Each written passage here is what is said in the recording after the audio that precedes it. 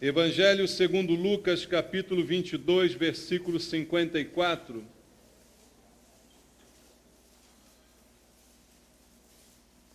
Vamos ler até o verso 62. Lucas, capítulo 22, versículo 54, até o verso 62. A palavra de Deus diz: Então, repreendendo, o levaram e o introduziram na casa do sumo sacerdote. Pedro seguia de longe. E quando acenderam fogo no meio do pátio e juntos se assentaram, Pedro tomou lugar entre eles. Entrementes uma criada, vendo-o assentado perto do fogo, fitando-o, disse: Esse também estava com ele. Mas Pedro negava, dizendo: Mulher, não o conheço. Pouco depois, vendo o outro, disse: Também tu és dos tais. Pedro, porém, protestava: Homem, não sou. E tendo passado cerca de uma hora, outro afirmava, dizendo: Também este verdadeiramente estava com ele, porque também é galileu. Mas Pedro insistia: Homem, não compreendo o que dizes. E logo estando ele ainda a falar, cantou o galo. Então, voltando-se o Senhor, fixou os olhos em Pedro, e Pedro se lembrou da palavra do Senhor, como lhe dissera: Hoje 3 vezes me negarás, antes de cantar o galo. Então Pedro, saindo dali, chorou amargamente. Amém. Pai amado, obrigado pela tua palavra, por essa oportunidade de estarmos mais uma vez em tua casa, querendo aqui ouvir a tua voz, Pai. E é isso que nós te pedimos em oração: vem falar conosco. Não estamos aqui para ouvir filosofias do mundo, historinhas, mas sim a palavra que sai da tua boca, poderosa para transformar vidas, para trazer verdades que libertam, Senhor. E que essa seja uma noite de libertação, de conceitos errados, Pai. Que o Senhor fale ao nosso coração, trazendo conserto para as nossas vidas, Pai. Fala conosco aquilo que precisamos ouvir. Quebra as barreiras, as distrações, os impedimentos, para que a semente que será semeada possa produzir fruto nos nossos corações. Entrego ao Senhor a minha vida e peço a unção do Espírito Santo, para que eu seja capaz de ministrar a tua palavra de acordo com a tua vontade. Oro assim com meus irmãos, em nome de Jesus. Amém. Podem sentar, irmãos. Amados, aqui está um texto muito conhecido das Escrituras, que conta a famosa negação de Pedro, e por 3 vezes afirma, nega que conhece Jesus, que esteve com ele, que fez parte do seu ministério. E é uma história muito impactante, mas que tem algumas lições importantes para a vida de todos nós. A história se passa no momento em que Jesus é preso, e ele é levado então à casa do sumo sacerdote, e no pátio daquela casa, onde Jesus estava preso para ser interrogado, Pedro vai também até ali e permanece no pátio, onde a história acontece e é narrada aqui no texto bíblico. E o que chama a atenção é o comportamento de Pedro, não só nesse momento, mas também o comportamento dele alguns momentos anteriores, algumas horas antes, em que ele conversava com Jesus, em que Jesus dizia algumas coisas para ele, inclusive anunciando que isso iria acontecer. Ninguém poderia imaginar que aquele Pedro tão corajoso, tão destemido, não é? Tão disposto a se comprometer com Cristo, fosse chegar a um momento como esse. Um homem que, há pouco tempo antes disso acontecer, a Bíblia diz, quando Jesus é preso, ele toma de uma espada e corta a orelha de um soldado. Um homem corajoso, né, para tomar uma atitude assim, afirmando ali a sua intrepidez, ele faz isso. Veja o que diz a Bíblia em João capítulo 18, para nós situarmos aqui no texto bíblico, no Evangelho segundo João, no capítulo 18, no versículo número 10, Veja só o que está escrito aqui, João, capítulo 18, verso 10. Então Simão Pedro puxou da espada que trazia e feriu o servo do sumo sacerdote, cortando-lhe a orelha direita. E o nome do servo era Malco. Ao ser preso Jesus, a reação de Pedro foi intempestiva e tomou da espada e logo cortou a orelha daquele homem. Algo espantoso, né? A sua coragem, a sua intrepidez. Volta lá em Lucas, capítulo 22, e leia agora o versículo 33, o que está escrito também aqui em Lucas 22, verso 33. Diz assim: ele, porém, respondeu: Senhor, estou pronto a ir contigo, tanto para a prisão como para a morte. Veja a declaração que Pedro faz: Senhor, estou pronto para qualquer coisa que aconteça. Estou pronto para ser preso junto contigo, estou pronto para morrer junto contigo, e até aquele momento, nada nos levaria a suspeitar de que não fosse verdadeira esta sua afirmação. A coragem que ele mostrou, a intrepidez, cortar a orelha do homem, tudo isso é conflitante com o que aconteceu momentos depois e foi narrado no texto que a gente leu aqui no início. Porque tão logo Jesus foi preso, foi levado para a casa do sumo sacerdote, parece que a coragem de Pedro acaba e ele começa então um processo de afastamento de Jesus. Voltando ao texto que a gente leu no versículo 54, diz assim: então, prendendo, levaram e o introduziram na casa do sumo sacerdote. E aí diz a Bíblia, Pedro seguia de longe. Antes Pedro estava mais perto, antes Pedro estava mais próximo, a ponto de tomar a espada e cortar a orelha daquele que veio prender Jesus.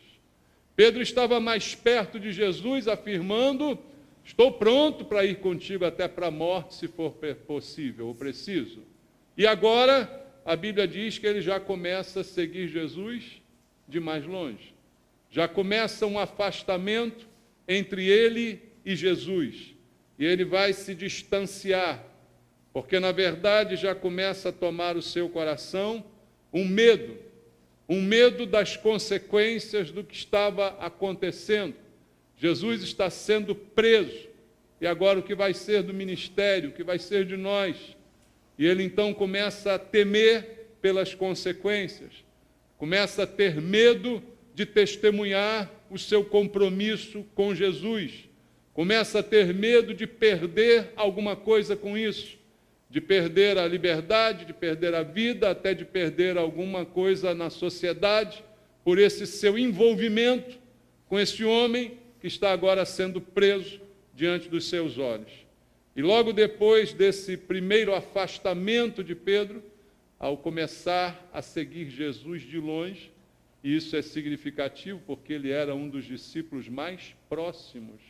Quando você lê na Bíblia a narração de algumas passagens em que Jesus foi a algum lugar mais específico e levou só os discípulos mais próximos, era sempre Pedro que estava com ele. Quando Jesus vai no Monte da Transfiguração, né, ter aquela experiência, quem é que acompanha? É Pedro, Tiago e João. Quando ele entra na casa para curar a menina, quem é que está com ele? É Pedro, Tiago e João. São os mais próximos, os mais chegados, os mais íntimos. Pedro é um deles. E agora não está tão próximo assim, já está um pouco mais afastado, seguindo Jesus de longe. E isso é algo que é progressivo, irmãos. A Bíblia diz que um abismo chama outro abismo. Então, quando isso acontece, há uma sucessão de acontecimentos e a pessoa vai de mal a pior. Esse afastamento inicial tende-se a aprofundar-se. Versículo 55, continua o texto dizendo: e quando acenderam o fogo no meio do pátio e juntos se assentaram, Pedro tomou lugar entre eles. O segundo passo do seu afastamento foi tomar lugar entre pessoas que não tinham nenhum compromisso com Jesus. O que aquelas pessoas estavam fazendo naquele pátio? Estavam atrás de novidade, estavam atrás de desgraça. Você já viu como é que desgraça atrai pessoas, né? Basta ter um acidente na rua que você vê que todo mundo para o carro para olhar, tirar. Agora tem que tirar foto, né? Estamos nessa época que agora tem que tirar foto, filma, bota no YouTube, né? O cara lá todo espedaçado. É bonito agora, né? Há uma morbidez nas pessoas, né, de se interessarem por desgraça.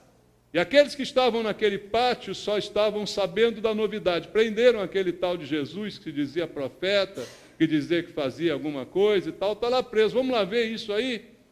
Não tinham ali nenhum compromisso com Jesus, muito pelo contrário, estavam ali interessados na sua desgraça. E Pedro vai se sentar com essas pessoas, que não estão nem um pouquinho interessadas em Jesus, estão mais querendo realmente a desgraça dele. E a Bíblia diz que Jesus se assenta com eles. Eu me lembro logo do Salmo 1, que fala da gente não assentar na roda dos escarnecedores, e ali é um exemplo literal da roda dos escarnecedores. Pessoas estavam ali para escarnecer de Jesus, para debochar. Olha lá, pregou tanto, olha ali, curou gente, agora está aí. Então estavam ali com esse intuito, e foi ali que Pedro foi se sentar, com gente que odiava Jesus. É um segundo passo nesse afastamento. Isso, irmãos, eu vejo acontecer constantemente na igreja. Pessoas que se afastam, de repente se afastam da igreja. De repente já não são mais tão frequentes quanto antes. Começa um processo de afastamento. Aonde isso vai dar, eu já sei. Não precisam me contar. Eu só espero a notícia, porque eu já sei que vai acontecer. Não é rogar praga, nada disso, eu já sei que vai acontecer. É uma sequência de acontecimentos, como foi com Pedro. Começa a se afastar. Automaticamente, ao me afastar de Deus, eu me aproximo do mundo. Não tem como. Não tem como servir a dois senhores. Não tem como estar nos dois lugares ao mesmo tempo. Ou estou em Cristo ou estou no mundo. Ao começar esse afastamento, automaticamente há uma aproximação de gente que não presta. Há uma aproximação de princípios que antes eu não adotava, de coisas que antes eu não fazia, de gente com que antes eu não andava. E era assim que acontece, é isso que acontece hoje com muitos, e foi isso que aconteceu com Pedro. Estava ali agora sentado com gente que odiava Jesus. E a cena deve ser muito interessante, você imaginar comigo, porque diz que acenderam fogo, e ele ali tomou lugar, sentou na beira do fogo, né? E a gente pode poeticamente imaginar, né, aquela escuridão, não tinha luz, né? Mas a chama do fogo, da fogueira ali, brilhando, Pedro ali tentando se aquecer um pouco naquela noite, não é? Havia luz naquele fogo, mas no coração de Pedro, já as trevas tinham se instalado. As trevas, elas vão tomando aquele que se afasta, irmãos. Isso é algo muito fácil de ser percebido. As trevas vão tomando conta, não é? Pedro está sob a luz de uma fogueira, mas no seu interior, o seu coração já está em trevas. O que vai acontecer a partir dali é só questão de tempo. A boca fala do que o coração está cheio, não diz a Bíblia? O coração já está entrevado. O que vai começar a sair da sua boca a partir dali é só uma consequência. Ele está se aquecendo na fogueira, mas o seu espírito está frio. O corpo está quentinho, mas por dentro, espiritualmente, Pedro já está morto, já está gelado, já está frio. E isso é o que está acontecendo naquele momento. Tudo isso porque já não está próximo a Jesus, já está seguindo Jesus de longe, já está se afastando do Senhor. E aí vem a consequência. Não podia ser diferente. E essa é a consequência que eu vejo constantemente acontecer com algumas pessoas na igreja, quando passam pelo mesmo processo pelo qual estava passando Pedro. Antes, corajosas, intrépidas, prontas, disponíveis, deixa comigo, deixa que eu chuto, né? E de repente, mais para longe, mais para longe, mais para longe. E as trevas invadindo o coração. Daqui a pouco a boca vai falar. Daqui a pouco as companhias vão entregar. Daqui a pouco as coisas vão se tornar claras e evidentes. E aí todos verão, porque não há nada em oculto que não venha a ser revelado. E o que acontece com Pedro a partir daqui é isso. Versículo 56 diz: entre mentes, uma criada vendo-o assentado perto do fogo, fitou e disse: este também estava com ele. Mas Pedro negava, dizendo: mulher, não conheço. Pouco depois vem o outro e diz: tu também é dos tais. Pedro protestava: homem, não sou. E tendo passado cerca de 1 hora, um outro ainda afirmou: também este verdadeiramente estava com ele, porque é galileu. Mas Pedro insistia: homem, não compreendo o que dizes. 3 vezes, uma após a outra, ele com a sua boca negou que conhecia Jesus, que teve qualquer tipo de relacionamento com ele, que assumia qualquer tipo de proximidade com ele, negou veementemente, completamente qualquer relacionamento. E isso não foi apenas de palavras, mas foi com decisão. A Bíblia diz que ele enfatizou isso, ele protestou isso, quase que mostrando uma indignação. Como é que você pode me acusar de conhecer Jesus? Não, protesto, não aceito isso. Covardemente. O antes, corajoso, pronto, estou pronto a ir contigo. Corajoso de puxar a espada. Agora é um covarde, negando que conhece Jesus.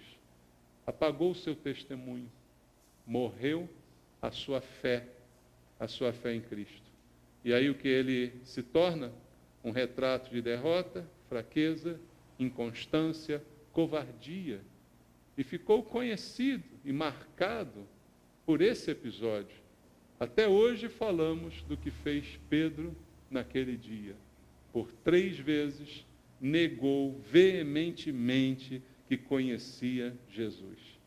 E aí a Bíblia diz, irmãos, no versículo 60, que ele termina de negar pela 3ª vez: homem, não compreendo o que dizes. E logo, estando ele ainda a falar, aconteceu uma coisa. O que aconteceu? O galo cantou. E aí nessa hora parece que Pedro despertou. O galo desperta, né, irmão? Você já acordou com o galo? Aí acorda, que lindo, né? Bucólico, lá na roça. Pois é, mas foi o galo que acordou Pedro agora. O galo canta e acorda Pedro. Acorda, sacode Pedro naquele momento. Ao cantar o galo, ele é sacudido, ele é despertado no seu interior e lembra daquilo que o Senhor, pouco tempo antes, tinha dito que aconteceria, e foram essas palavras de Jesus que motivaram a sua declaração de fé. Estou pronto a ir contigo aonde quer que o Senhor quiser. Foi por isso que ele disse, porque Jesus havia advertido sobre isso. E aí, nesse momento que o galo canta, desperta Pedro daquelas trevas, né? Daquela situação deplorável, lamentável, e ele então olha na direção de Jesus, e diz a Bíblia que Jesus também olhou na direção de Pedro. Da onde Pedro estava, dava para ver Jesus. Da onde Jesus estava, dava para ver Pedro.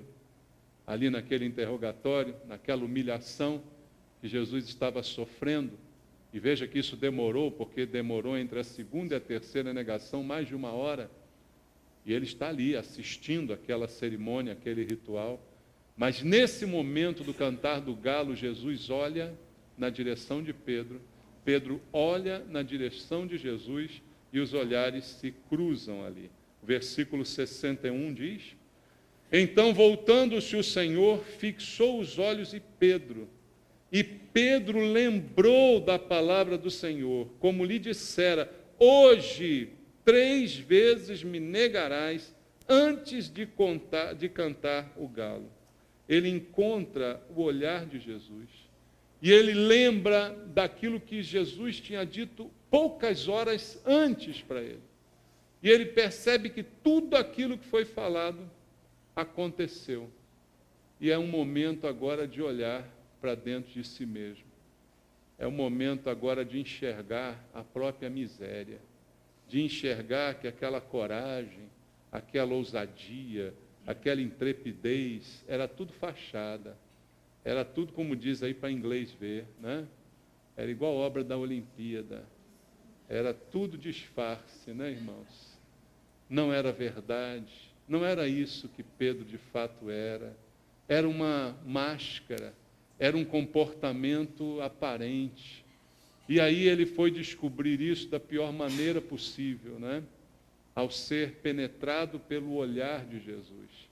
E eu não consigo, quando leio esse texto, imaginar o olhar de Jesus como um olhar de raiva, como um olhar fulminante, mas eu imagino um olhar que desconcerta a gente, um olhar de misericórdia. E é interessante a misericórdia porque é algo que a gente não merece, né? E é exatamente o que diz a Bíblia, o amor de Cristo nos constrange pelo fato dele ter nos amado quando nós ainda éramos pecadores. Nos amou no ato do pecado, não depois que paramos de pecar. Fomos alvos do seu amor durante o pecado. E ali eu creio desse olhar de Jesus de amor, de misericórdia, não um olhar que tocou o coração de Pedro, mas que deve ter doído profundamente e amargamente. Porque o versículo 62 diz, então, Pedro, o que ele fez, irmãos? Saindo dali, chorou amargamente. O choro mais amargo que alguém poderia chorar na vida foi o choro de Pedro naquele momento. Porque ele foi surpreendido no pecado, irmãos. É o que a gente diz aí no âmbito jurídico, ele foi flagrado, deram um flagrante nele. Não tem como negar, não tem como dizer que não era bem assim, não tem desculpa, não tem atenuante, não tem nada. Foi um flagrante pecado, na qual os olhos do Senhor olharam para ele e viram. Não foi ninguém que falou, não foi Satanás que acusou, foi Jesus que viu, naquele momento, o que ele estava fazendo. E ele, então, surpreendido no pecado, recebe aquele terno olhar de Jesus, que eu me permita imaginar como deve ter sido aquele olhar. Você imagina o olhar de Jesus, irmãos? Como eu disse aqui, eu não imagino um olhar fulminante. Jesus não olhava assim para um pecador. Os olhares fulminantes de Jesus talvez tenham acontecido para os religiosos. Os fariseus, a quem muitas vezes ele chamou de hipócritas, né? A esse sim, eu creio, Jesus deu alguns olhares fulminantes, né? Porque era gente hipócrita, gente que falava uma coisa, mas vivia outra, e isso foi realmente alvo de muitas críticas de Jesus. Mas para Pedro, o seu discípulo mais chegado, que ele tinha ternamente advertido algumas horas antes, Pedro, isso vai acontecer. E ele viu Pedro dizendo, não, de maneira nenhuma, estou pronto.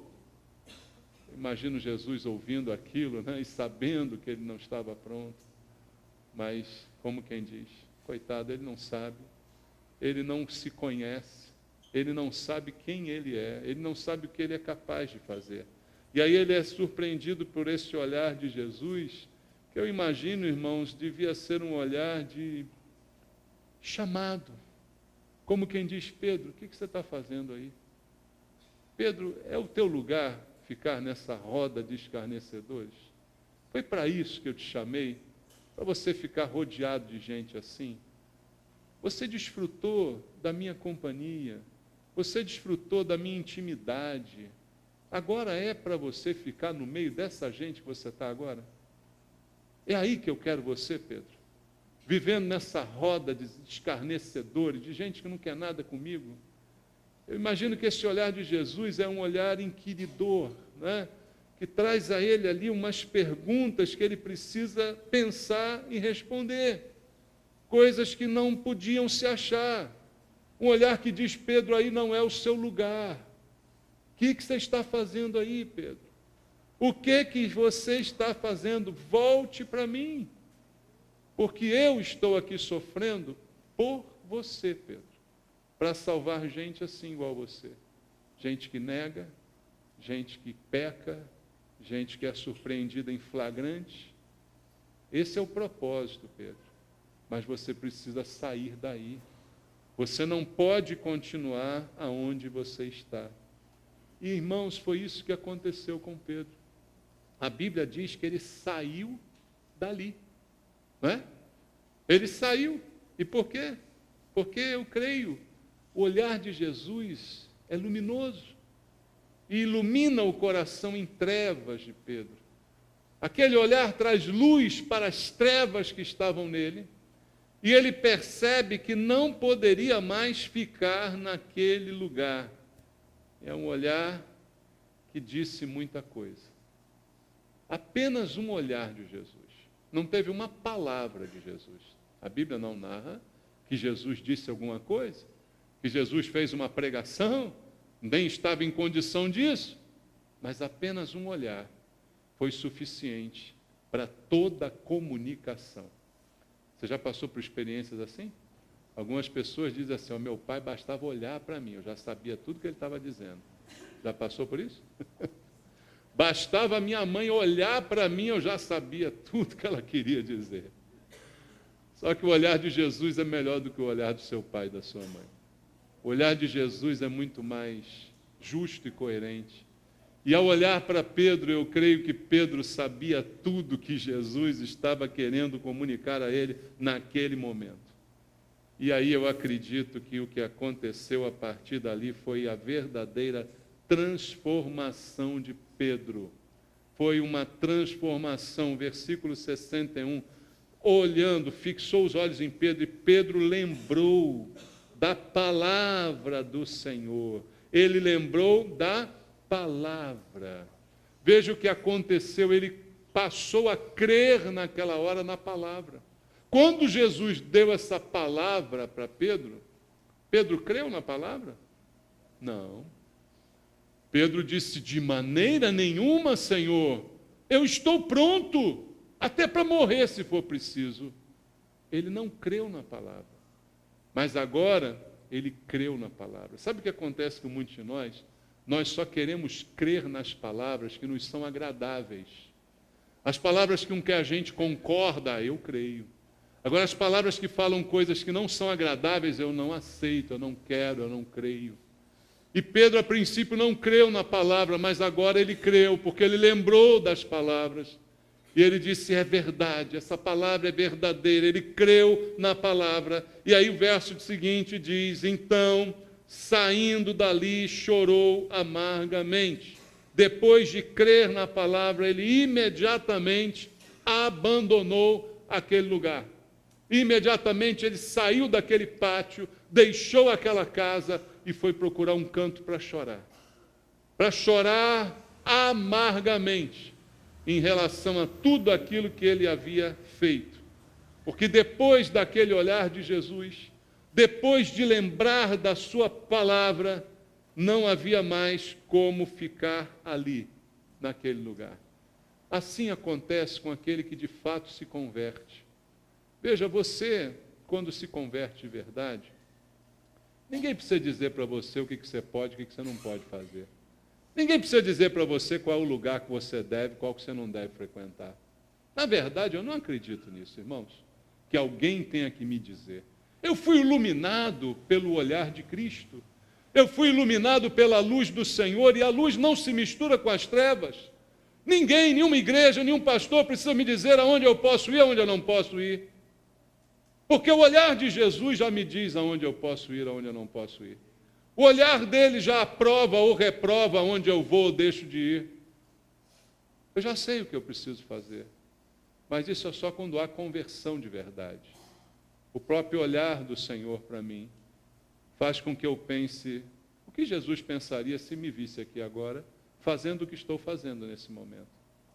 É simples assim.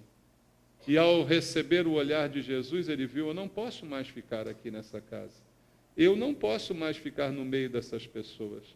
E veja, não houve nenhuma discussão interior ou exterior para saber fico ou não fico, posso ou não posso. Hoje em dia as pessoas na igreja ficam aí querendo saber, é pecado isso, é pecado aquilo. Na dúvida já é pecado, tá bom? Na dúvida não faz, irmão. Porque a dúvida já é do inimigo, entendeu? Na dúvida, pronto, não faz. Pode beber, não pode beber, pode ir na boate, não pode. Já está na dúvida, já é pecado. Jesus podia te olhar fazendo isso. E você não ia ficar com vergonha? Pensa só nisso. Jesus podia botar os olhos em você no momento que você estivesse fazendo isso que você está pensando aí agora. Não ia trazer nenhum constrangimento se Jesus estivesse olhando? Então pode fazer. Ia trazer constrangimento? Então não pode fazer. Se Jesus olhasse, ele ia fazer assim ou ele ia fazer assim? É isso que importa, irmão. Mas não, a pessoa que é pastor me fala aí, porque aí a culpa é minha, né? Se eu falar que pode, a culpa é minha. Se eu falar que não pode, a culpa também é minha. Aí é fácil. Eu não sou Jesus. Teu relacionamento maior é com Jesus, não é comigo, amém? E se ele olhar para você, e se você enxergar o olhar de Jesus, você vai saber o que pode e o que não pode. Você vai saber o que deve e o que não deve. O que convém e o que não convém. E vai saber também que você não pode ser dominado por nada, nenhuma destas coisas. Assim diz a palavra de Deus. E ali naquele olhar de Jesus para Pedro, ele já imediatamente soube que ele não podia ficar ali. E ele imediatamente foi confrontado com o seu pecado.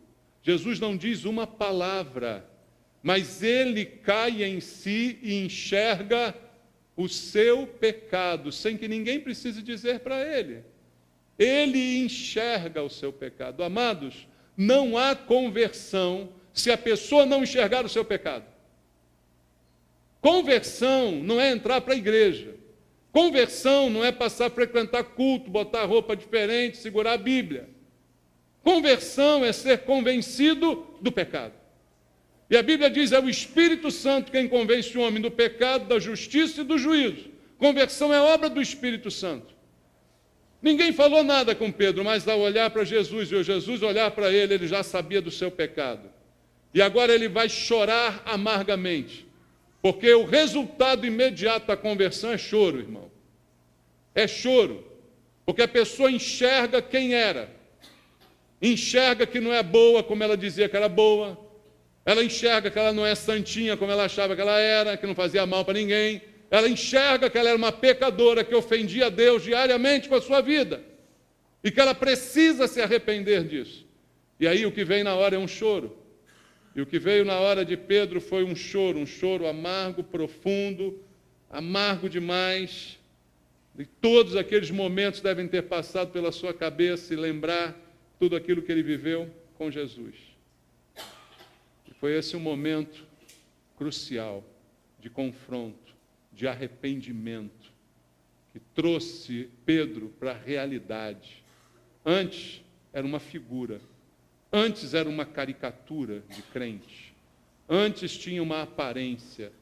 Mas agora ele vai se enxergar.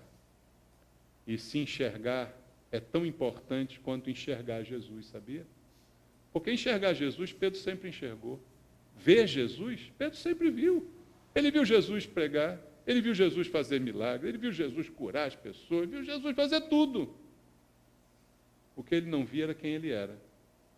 Ele não se enxergava. Como eu disse hoje de manhã, ele não tinha aquele aparelhinho tão importante que é o simancômetro. Compra um, irmão. Hein? Simancômetro. É um aparelho maravilhoso.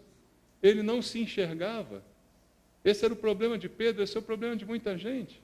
Mas quando ele se enxergou, quando a gente realmente se enxerga, a gente não bate palma, irmãos. Ah, essa coisa de dizer que você é bom, que você é isso, você é aquilo, isso é o maior engano do diabo. Quando você se enxerga, você não se aplaude.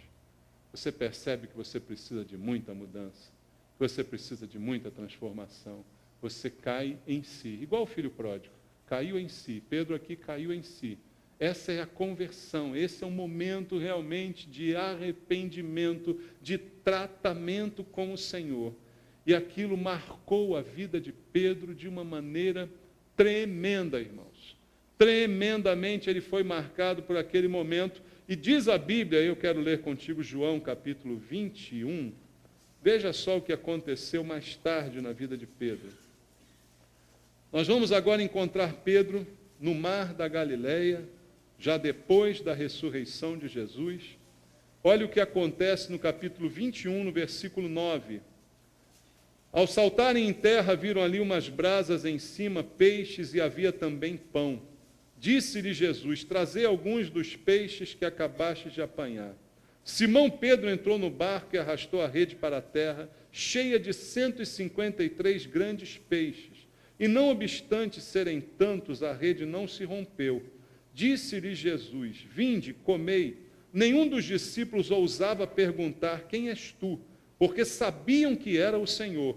Veio Jesus, tomou o pão e lhe deu, e de igual modo o peixe. E já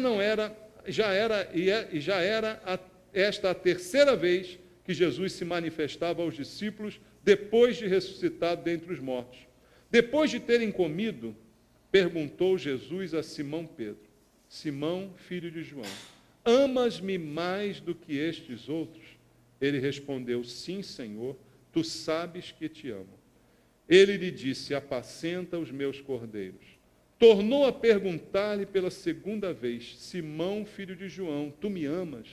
Ele respondeu: sim, Senhor, tu sabes que te amo. Disse-lhe Jesus: pastoreia as minhas ovelhas. Pela terceira vez, Jesus lhe perguntou: Simão, filho de João, tu me amas? Pedro entristeceu-se por ele lhe ter dito pela terceira vez: tu me amas? E respondeu-lhe: Senhor, tu sabes todas as coisas. Tu sabes que eu te amo. Jesus lhe disse: apacenta as minhas ovelhas.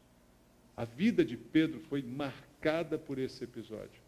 Entre o tempo em que ele passou por aquilo na fogueira e esse tempo na praia, o que se passou na mente, no coração de Pedro? O arrependimento, a tristeza. A conversão produz inicialmente tristeza, porque você se confronta com o pecado que participava ativamente da sua vida.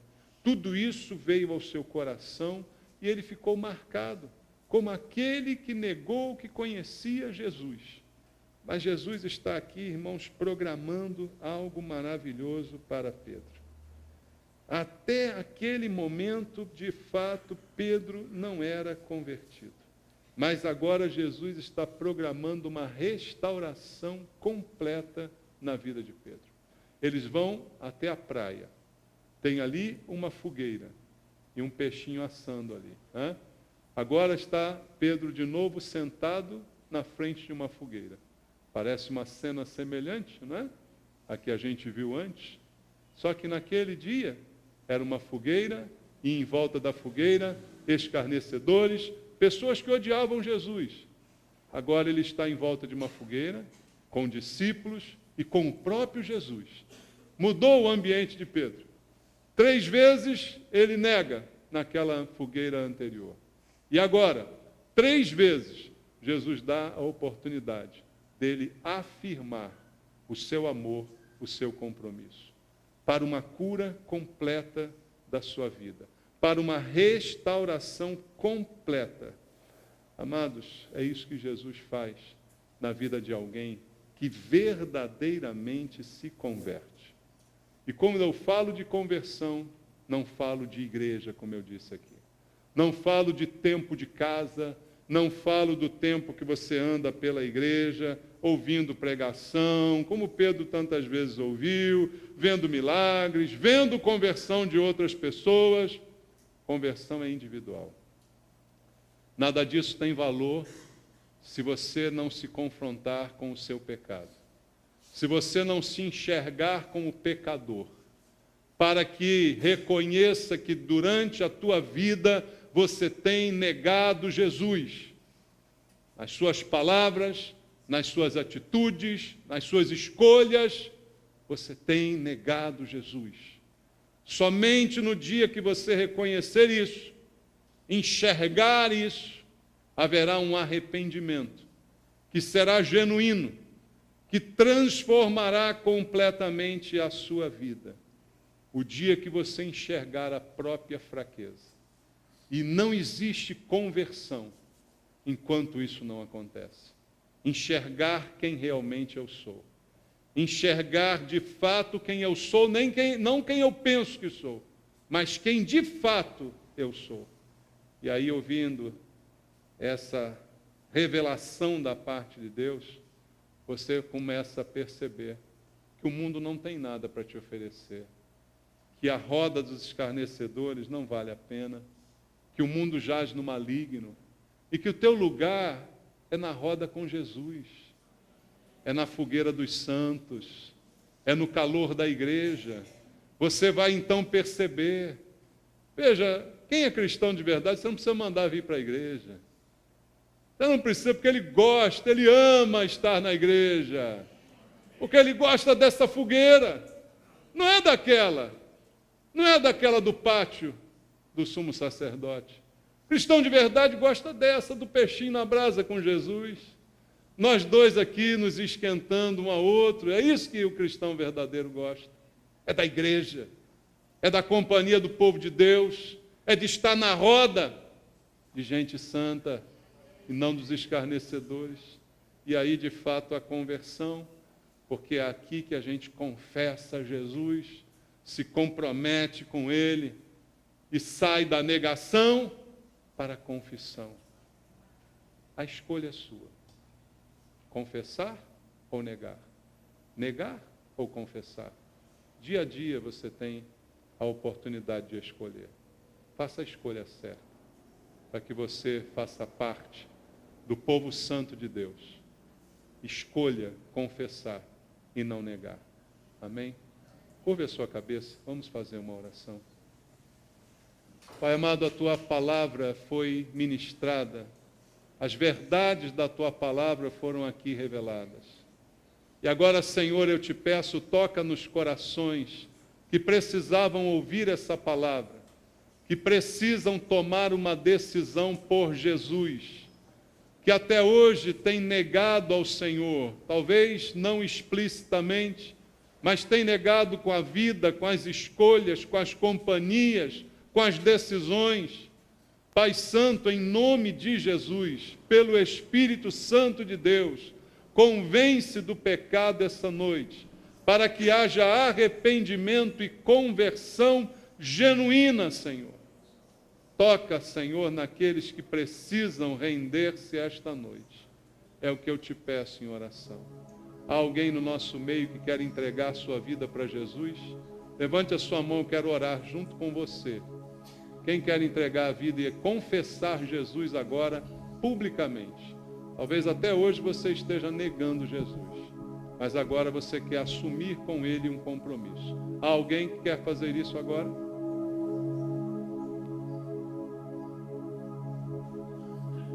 Amém. Vamos orar? Senhor, em nome de Jesus, eu também te peço, pelos teus filhos que ouviram aqui a tua palavra, pelas pessoas que têm andado perto do Senhor, meu Deus, que nunca se afastem de ti, que nunca se afastem progressivamente, a ponto de sorrateiramente chegarem à roda dos escarnecedores e ali permanecerem, negando que te conhecem, com atitudes, com palavras, com ações. Livra, Pai, os teus filhos deste mal, Senhor, em nome de Jesus. Que da nossa boca não saia a negação, mas apenas a confissão. Te amo, Jesus. Tu sabes que eu te amo, Senhor. Tu sabes todas as coisas. Confessamos o nosso amor e o nosso compromisso contigo. Que seja assim na vida dos meus irmãos, na vida de cada um de nós.